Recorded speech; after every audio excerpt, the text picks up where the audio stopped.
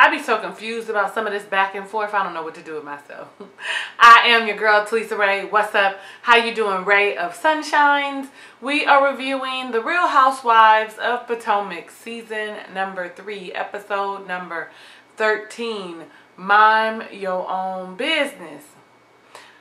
If it's your first time visiting my channel, hey you, how are you? Yes, you would want to be part of my family, so go ahead, click the red subscribe button to become a ray of sunshine.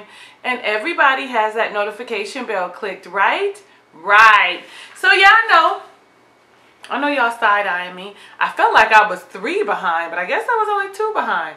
So here we go, catching up. Hey, when we open the scene, we see Karen going to have the fish spa thing with Candace. You know, the one where they eat the dead skin off of your feet for you instead of using the pumice stone. They say it's really good and therapeutic. I have not tried it. I'm sure it feels funny. And as they sit there, Miss Kendall joins in on the conversation, joins in on the spa treatment, and they begin to discuss Miss Giselle.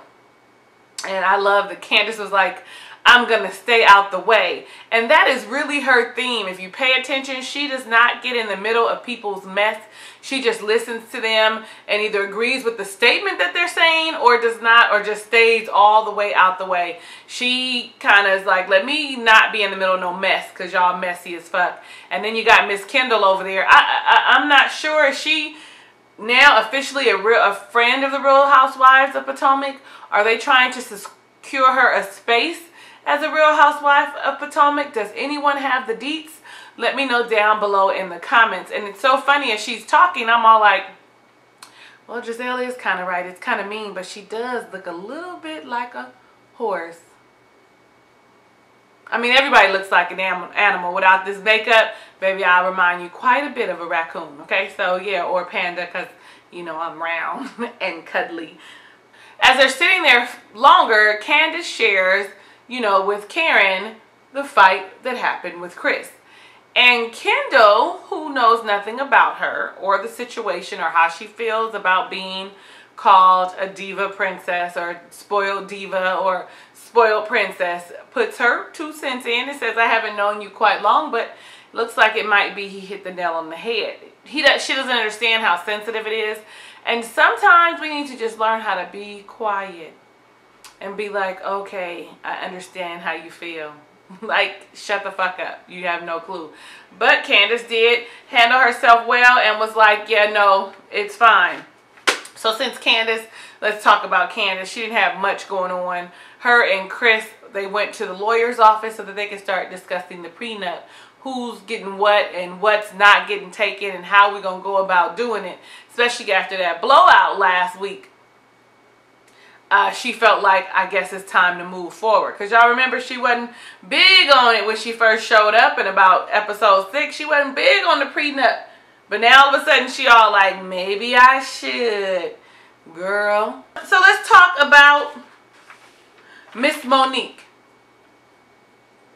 You see that her and her husband Chris go on a cute little wine date. And I thought it was nice of Chris to say to her, I'm going to watch the kids. You go do whatever it is you want for your upcoming birthday, and I'm going to foot the bill for it. Everything except for that expensive birthday gift, aka the Lamborghini that you want. But also, while they're talking, they talk about her new logo, and he makes mention yet again about her being sure to take care of her husband. Like, I think that's big for him, and I really hope that she doesn't forget it, that she puts it in the forefront of her mind, because that is how she has been keeping him all this time. Make sure that she continues to make her husband a priority. Ladies, make your spouse a priority. Don't forget about them. I know we got a whole lot of shit to take care of, but make sure that you take care of them so they remember to take care of you. I'm serious. During her sit down with her husband, she talks about Charisse. You know, he says, I haven't seen her in a while. And she says, yeah, me either. I don't really know what's happening. You know, you can see that's been the recurring theme, that she's feeling some kind of way, a little insecure about her friendship with Charisse, as she should from what we see in the background, right? So then we see her and her children creating the invitations to France, which were a little weird when we started seeing them to be being delivered. I was like, what? Nonetheless, the big part for Monique was when she was able to sit down with Charisse and have a conversation. She went over to Charisse's to sit and talk to her and to tell her how she felt. And she actually, it felt heartfelt what she was saying to Charisse. How she felt like, you know, she didn't understand what was going on. That maybe because she started hanging back with Giselle and Robin, that she no longer needed her as a friend. She was a little confused and hurt and was crying. And baby, I had a little tear and I got a little choked up because to me it felt like the friendship between Monique and Charisse was genuine, especially on Monique's end, because Charisse was really like still kind of cold and was really kind of looking at her, but did kind of console her because she does feel like she is being an opportunist as it relates to being a socialite on the Potomac scene. I'm going to do Ashley last since she had the open mic night. Let's talk about Robin. So, because she had a little bit of nothing too. When we see Robin, it was her and her boys and her boy's friend, and the doorbell rings. And who is it? It's a mime with the invitation from Monique. He does all these gestures. First off, he was a horrible mime. A horrible, horrible, horrible mime. Whatever company they use, baby, they need to get a new one. He didn't put his best foot forward. Nonetheless, it was a cute idea. It was a tape recorder and everything was spoken in French, and the only thing you understood was Louis Vuitton. You understood Monique's name and I think the place, and that was it. But then she was like, I don't understand what's being said. So then he gives her the invitation, and that's where we leave her off. That's it. No more until she's with the other lady. So we'll come back. Let's talk about Giselle. So Giselle, you know, her and Karen been beefing, or it's really Karen and Robin is beefing. And then Giselle always has inserted herself like she always does. I mean, I tell y'all, I like Giselle on the sheer fact that she's a Virgo, but sometimes she makes us look a little bad. But then sometimes I'm watching and I'm going, she really didn't mean any harm by the things that she said, and they were taken out of context because we can seem to be very factual, very matter of fact, very cold-hearted, when in actuality it might be coming from a really genuine place. Nonetheless, we see Karen and Giselle having lunch. And during her confessional, she talks about how she misses Karen's friendship and the late night drunk calls and the laughing and all that. And I can see that to be true. Like when you've been friends with somebody for so long and you aren't seeing eye to eye, you do miss those things about them that you like. Not the things that you don't like, but definitely the things that made you smile about them. So when they sit down, Giselle gives Karen the opportunity to address her concerns. And Karen tells her, well, you brought me here, so you tell me. And, you know, I don't want to hear about what happened with Robin. Now, you a liar. I want the issue with you, whatever's going on with you and I. You know, and which was valid, because I was like, because I want to know what the issue is between you and her. Nonetheless, Karen jumps in and starts going on about how you're not a good friend. Let's go back to the whole press conference thing with Bill Gates, with the black Bill Gates, with Ray. And I thought that they had resolved that issue, that they had a conversation about it, that all was forgiven. But evidently Karen was holding on to some of that. I mean, rightfully so, her feelings were hurt. So she shouldn't have really said, I forgive you, if in fact she didn't forgive her. You know what I'm saying? Nonetheless, Giselle was like, well, when it comes to me, you aren't my friend. How are you going to bring Kendall around knowing that I was, you know, you're trying to hurt me. You're trying to take a jab at me. And I think I said that back in episode 11, how it was really Karen's way of getting back at Giselle for how hurt she was about the shit that she had done to her.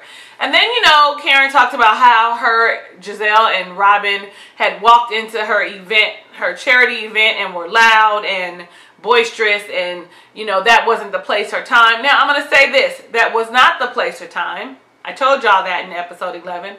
But I'm going to have to go with Giselle. She did not scream or yell. She just said she was very forceful or very assertive on what her wishes were to speak to Karen immediately instead of waiting, which I didn't agree with, but then they got put out. Then here came the mime, and the mime kept coming through while they were talking, and I thought that was weird, but we know that this This is reality TV, so that was probably part of the setup, and they probably did that 111 times, okay? Anyway, so that ended the little segment there between Karen and Giselle. And Karen's all like, Giselle's all like, we're not finished yet. I'm going to make sure we need to come back to this because it's important. We need to get this cleared up. We need the air to be clear. And I think part of Giselle's issue was you came to the Congressional Black Conference. You intentionally avoided just coming over when you are all about this whole we support each other's business, etc. But you intentionally did that. And so what else are you intentionally doing? Are you really my friend? Blase, blase, blase. Like, I'm all like, this is just ridiculous. This is like, you know, people always talk about high school fights. This is like elementary school fights. Anyway, so the highlight of the evening was Ashley. So let's talk about Ashley. I don't think I missed anybody. Karen, Candace, Monique. Yeah. Let's talk about Ashley. So Ashley was hosting an open mic night at the restaurant, trying to bring in more revenue. You know, you do start having those kind of events, then people do start coming and start frequenting more. They find food they like and be like, hey, let's go over here. And so when she was talking though, I was like, so what, Ashley, we're giving up on the possibility of having a baby? You love him. Your non-negotiable has now become negotiable. Like, you just went back on everything you said. I understand that you love him, but you're just going to let that fly? So it must not have really been a non-negotiable. It must not really be important for you to have a child. That is something that you are going to regret if it is a non-negotiable. You cannot say you have a non-negotiable and then go back on it and negotiate on it. And then say, it's okay, I'm going to just go ahead and stay with him because I love him. I'm okay with being the trophy wife. I'm okay with just looking good on his arm. But that's not what the stipulation was when you married him. That wasn't what you guys talked about. I don't know if you feel differently about that. Let me know down below in the comments. I think that kind of was one of the biggest things for me in this entire episode. So on the open mic night, her and her brother, are Casanova, was that his name, child, are going to perform a song. He wrote the song. She's going to perform the song for Michael at open mic night. Well, he was going to be late because he was on a business trip because he has all the money, right? Mom shows up. Miss Sheila shows up, which was lovely to see. All the ladies show up. And the first thing we see is when they get together, you see, you know, Karen and Giselle give that old fake, hey, hi Giselle, hi Karen, mwah, mwah. You know, give that. At least they were cordial, honey. But Robin was not having any of it. Karen spoke to Robin, and Robin was like, hey, or hello, like very vague, very, you know, I don't want to be bothered. Let's not pretend we cool. And when they go to take a photo, she removes herself. I'm going to go to the restroom. And all you can do is say okay. But when they all get to the table together, Giselle, when I say they all, I mean Giselle, Robin, and Ashley, they begin to talk about the invitation to Monique's 30th birthday party in the south of France. And, you know, Monique's pretense was that she was going to bring everybody back together and be a peacemaker and blase, blase. Because really, you know, maybe Monique really is, because I do like Monique, so maybe she really isn't part of that mess. But, you know, being part of reality TV, you got to have a storyline, and so that's probably where we are. Nonetheless, they sit and they talk about it, and they talk about the invitation, and both Giselle and Robin declined, okay? Giselle declined by text message for the both of them, and she received that message. Monique received that message while she was sitting with Charisse. But she still said, I'm going to try and fix it. I want us to be able to go and coexist, and I really want them to see that I'm really not a messy person. Even though it seems to be I'm rah-rah, I'm just constantly defending myself. We also see here that Karen decides to take this opportunity to talk to Robin.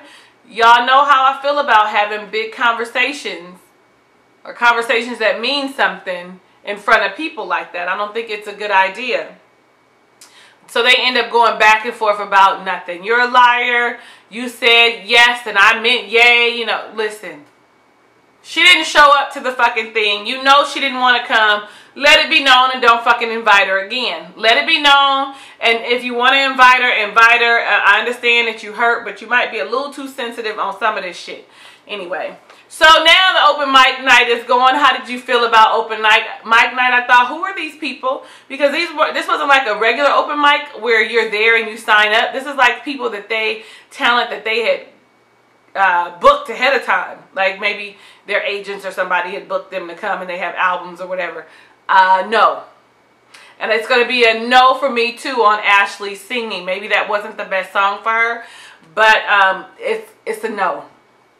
But the thought behind it and her genuine emotion behind it and how it made Michael feel, it's a yes. So the thought process and the energy that she put behind it really was a yes for me, but the singing was a no.